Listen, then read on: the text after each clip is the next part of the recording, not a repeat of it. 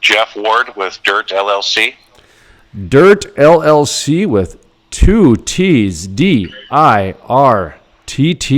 Tell me about D.I.R.T.T with two T's. What is it an acronym for, and what is it you guys do in the oil and gas world? So D.I.R.T stands for Doing It Right This Time.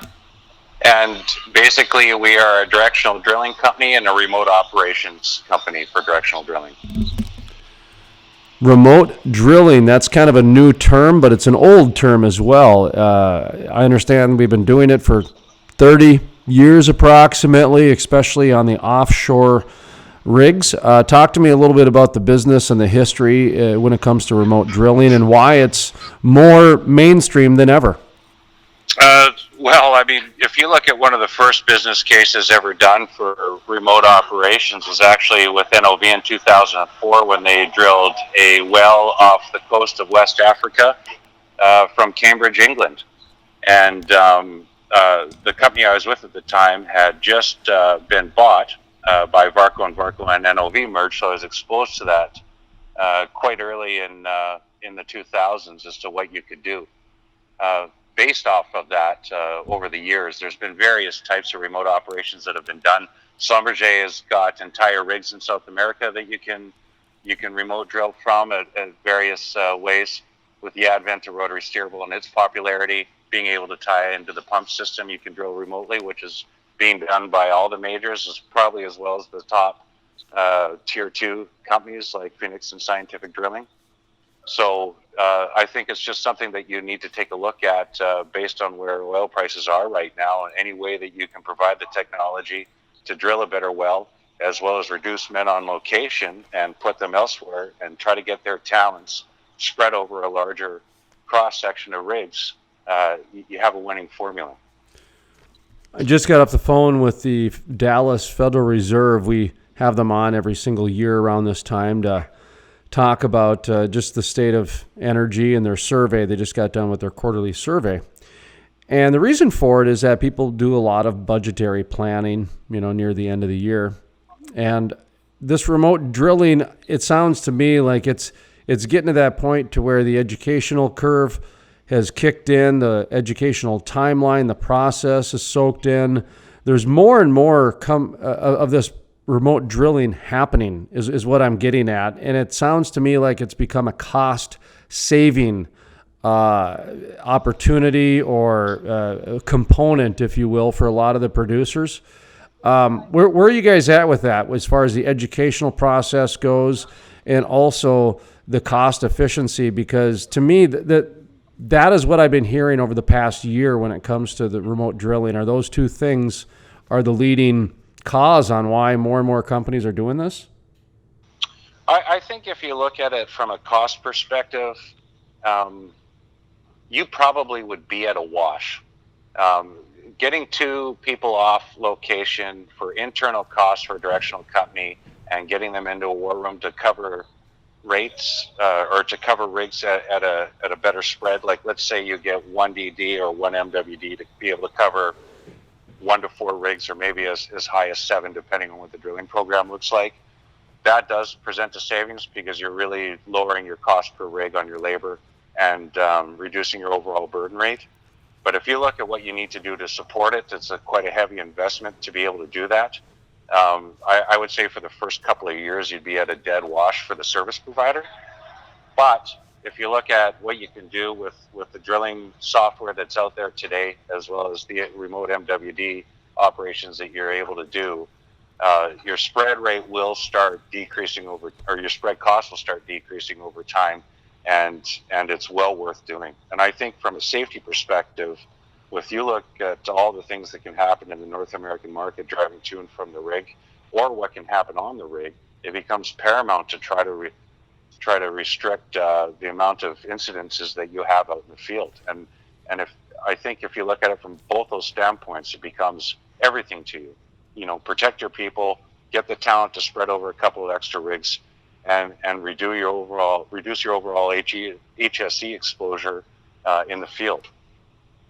It seems to me that the trend is that more and more producers are going remote drilling. I kind of said that in the previous question, and I guess is that a fact? Because I think it is. From what I've heard and what the data I've seen is that more and more companies are going to remote drilling, and it has to do with, just the whole education and efficiency and a number of different things. Is that true though?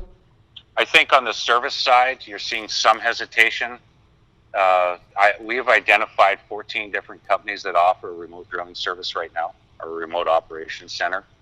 And I think it's the way of the future, and the way that the operator themselves are going to be able to force what's going to happen in the next 5 years. It's just a natural progression of our business. Mm-hmm.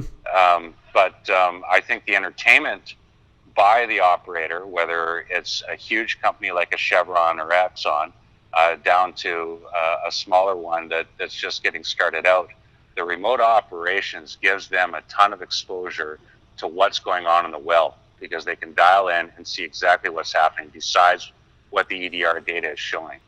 And I think you'll see them push that more and more, and everybody eventually will be forced to. Yeah, for me, a lot of times it's hard for me to see the forest from the trees, if you will. And I've just, within the industry, seen so much more and heard so much more on remote drilling. Sometimes I got to go and ask my friends outside of the industry and say, hey, what are you hearing about the energy industry these days? And just to see what they come back with. And a few of them have asked me, actually, without me engaging with them, they've asked me about remote drilling.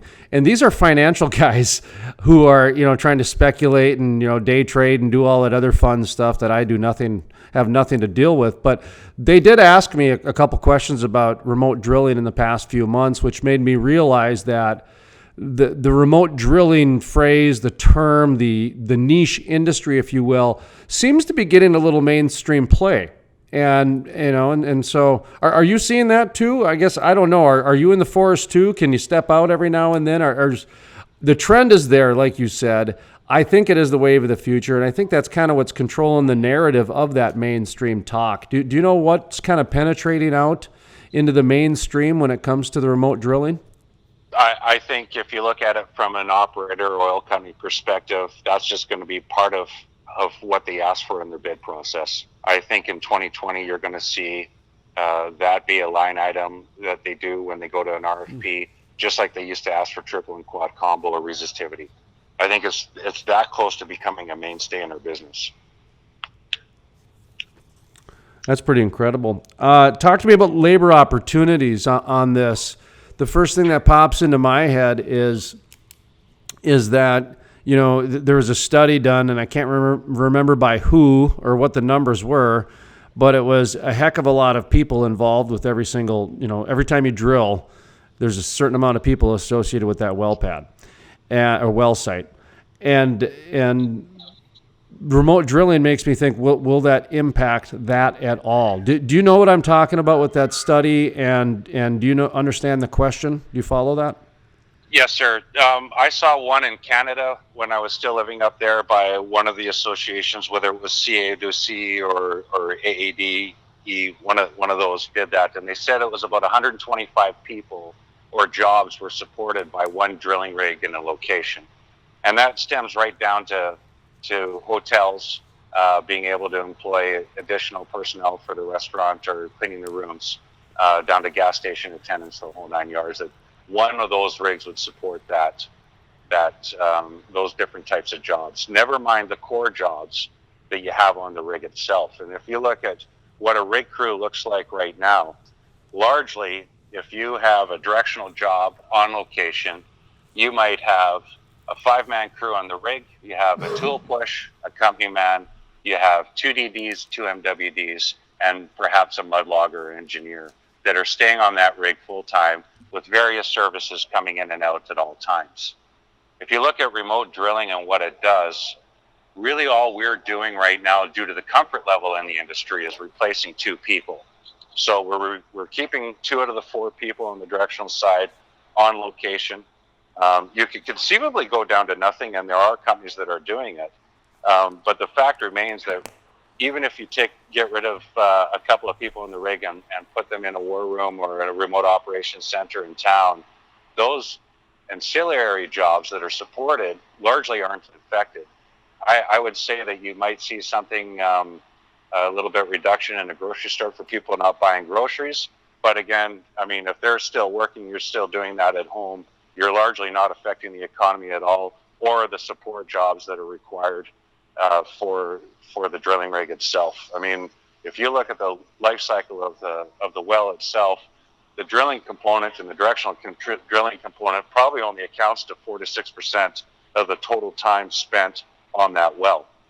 And with that in mind, I think it's negligible to see any reduction in any of the other services. Well, I look at the other side of it too, with the ripple beating into the white collar jobs. And one of the things that doesn't get talked about very often that I like to talk about is that America is become a very white collar society. We're very much a thinking society. We're high school educated, college educated. 2/3 of the planet's attorneys reside in America. I mean, just things like that. And so when you're talking about technology and innovation like this, that does create a lot of white collar opportunity. And I don't mean that to be, class warfare or anything like that, but it's just that's kind of the reality of it, is that, to do a lot of these technological things that involved software and inner space and Wi-Fi, you got to have a 4-year degree or a 6-year, 8-year, or specialized training. And so it does create that kind of that environment as well. Have you thought of that it does kind of, create more opportunity on that side of the job opportunities, if you will? I think you're dead on in your assessment and what's happening right now in our world in the U.S. today. I think there's another thing that we have not considered. Every time we have a downturn, we lose a lot of people that'll never come back. And you end up with a core group of people that have lived through ups and downs. I don't know about you, Jason, but I think this is my 5th one or 6th one since I started working on the drilling rigs in college. And those people that you lose is talent lost, and they never come back. So while we have a downturn right now, we've lost, close to 179 or 180 rigs since the beginning of the year. How many of those people are actually going to come back and go to work again and change their lifestyle all over again and re-enter the industry? I don't think it's going to happen like we hope it will. So you have your statement, which I 100% agree with, but this is also a way to be able to attract talent in a downturn and keep them working and try to combat the attrition. We're going to hit it. We know that we're going to hit it. We saw it in the last downturn in 2014, how much talent we lost, and a lot of forced retirements out of both the oil industry and the services side that we have to address. So really the name of the game right now to me is what you're talking about people wanting to be more white collar. It's a natural career path for a field guy that maybe wants to work in a war room and not be on the rig anymore, although I think that's few and far between. There's a lot of field guys that love being in the field, but we also have to start addressing the talent gap. So to me, it's a good career path as well for bringing young people into the industry who have the technical background, are used to computers. I remember my son's 10 years old now. When he was 3, he could manipulate a tablet and play Angry Birds in a heartbeat. Well, I didn't even know how to do that yet. And you take those people that are used to this type of technology, get them out in the field with some experience and show them a career path to get them into a remote operations center and take on more responsibility. You're from Canada. How long did you do energy activity up in Canada? Started when my hockey career went absolutely nowhere and I knew I had no idea what to do. I started working on the rigs in 1992 to pay for my college. Did you say hockey? Yeah. I was good, but not good enough. Like most Canadian kids, you think you're going to make a career out of it, and you have to make a lifestyle and career change, and I didn't know what to do. So I literally started working on the drilling rigs to pay for my college up in Canada. That's crazy. I had a similar story. When you said that, I phrased things very much the way you did with baseball. I was pro baseball, this and that and everything. Ended up having 2 pro tryouts, and I'll never forget the one for the Atlanta Braves. And it was something like 97 of us were invited to this tryout, okay? And out of those 97, one of them made it to their minors. And I thought, oh, geez, wow, they don't want you at all, man. I mean, like that just showed me how hard it was to make it to that next level. I mean, they only took one person out of 97 of the people that, were there all day. And so it was a reality check for me. Anyway, so you have a Canadian experience, and then now how long have you been in the States doing remote drilling and doing regular drilling and that sort of thing? So I got moved down with a directional drilling company in 2014. I've actually been working in the U.S. probably 90% of my career since 2004 has actually been working in the U.S. from Canada. So this was the first time we had ever moved. I did probably 25% of my directional experiences in Canada, and the 75% has been down here.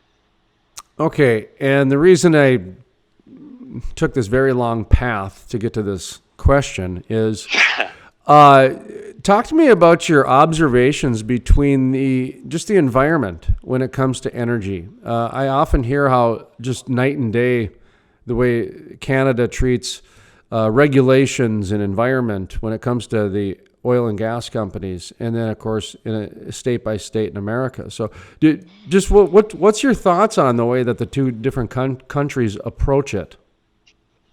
I think up until, let's say, mid-2000s, it was largely the same. There was probably a few more environmental regulations for the oil company at present because Canada values that in their laws, and it's something that you just have to comply to. The biggest change that I saw was actually two things. One, I saw like the drilling rigs and service companies start getting heavily regulated by the government, and they almost started getting unionized. When I worked on the drilling rigs, I started as a lease hand, worked my way up to derrick, and then tried to make a career after college. Basically, it was just being promoted when they felt that you were doing a good enough job and competent enough to be able to handle it. Now you have in Canada, and I don't know about here on the drilling side, but they actually ended up setting certain amount of hours you had to be as a lease hand, certain amount of hours you needed to be as a roughneck, pass these competencies, take these courses in order to be able to move on. So that became much more regulated and much faster than down here in the U.S. Now, the second thing that I've always found that was very interesting, up until I would say 2010, when you're coming out of the downturn in 2008, is Canada was largely ahead of the U.S. in technology and drilling development in general. PDC bits came out faster. Packer assemblies for horizontal wells came out there first. And you could always say to yourself, Canada and Norway really were the drivers of technology in the oil industry, and it fed everywhere else in a step change format over time to the U.S. or Mexico or Africa or wherever you want. And that was strictly due to the short drilling season. You had to do way more in 5 months than you could down here in a year, because up there in Canada it gets so wet you can't drive on the roads. The roads are owned by the wire houses of the world, and they fine you $1 million a mile. You just would not move drilling rigs to be able to pay those fines. So we used to see massive technology step changes in our business in Canada that you would see eventually get filtered everywhere else. In 2010, that really changed, and it really was as desperation caused invention. And when you saw the first downturn that really impacted oil and gas down here for the drilling side, you saw really big improvements in technology very quickly, whether it was Schlumberger doing it, any of the big four, or small companies with a new idea. They had to find a way to make money in a really bad environment. And now you don't see any difference whatsoever between any of the North American market as far as who develops what technology first. And to me, that's been the biggest thing that I've noticed. The regulations in the U.S. have come along. I can't give you a comment whether it's largely the same or still a little bit different between Canada and the U.S., but I do notice the technology is borderless now, and you don't see a big lag in usage of that technology from either country. Both countries adopt it very quickly, and that's been the most amazing thing to me. Wanted to kind of just give a little context to your environmental background, because we've been following the rise of the environmentalist, to where we've last year started actually calling it a cult by its actual legal anthropological term and Webster's dictionary term. And we can get into that if we'd like. But just wanted to ask you, you mentioned that remote drilling is going to be in a lot of bids in 2020. And I do agree with you that the trend has gotten to that point. The educational process has gotten to the point. The numbers have shown what they've shown. So a lot of companies who are not already doing that are going to in 2020. Where do you think that the environmentalists are going to come into those boardrooms and those meeting rooms and those budgetary meetings? Here I'm talking to a guy who's been trying to get a plant up for 2 years. They've been dealing with court battles, and that's because of environmental groups. So that is prolonged, their construction on a facility for 2 years now, and they've won every single one of the court battles. But at the same time, they still got to go through the process and everything like that. Do you understand my question? Am I, as far as the impact that the environment now is having in the day-to-day expenses of energy companies? Yes, sir. I think the question to pose back to everybody is, what makes you think we haven't been dealing with this for years? If you look at what's been going on, let's just take the pipeline, TCPL's pipeline, for instance. I mean, that's been delayed over and over again. It finally got pushed through here in the last couple of years with the Trump election. But Canada and the U.S. have been dealing with these environmental impacts for decades, I would say. Whether or not that we're recognizing it more is probably a better question to ask. But from my standpoint, if you look at all the environmental impact awareness that we have, you see BP putting out these environmental assessments. Exxon does all these commercials for the last 5 years about how they're going green. You could say, for instance, that remote drilling is actually going green because you're having less environmental impact on the rig site. I mean, all this stuff has been looked at and discussed and dealt with and put in courts for years. If you look at our Native American population in the U.S. and Canada, they've got lawsuits on 150% of the land in North America. So, I mean, all that stuff has been dealt with and adjusted to accordingly for decades, in my opinion. So whether or not you've seen the exposure of that becoming more prevalent because our media is actually handling that and using that and pushing it to the forefront largely doesn't change what we've all been dealing with for multiple years now. This is not a new thing. And I think if we had a little bit better direction from our leaders in our industry, it probably wouldn't be as big of a thing now as it should be, but it is. But if you look at what oil companies have dealt with over the years, I don't see much difference in change other than exposure in the media.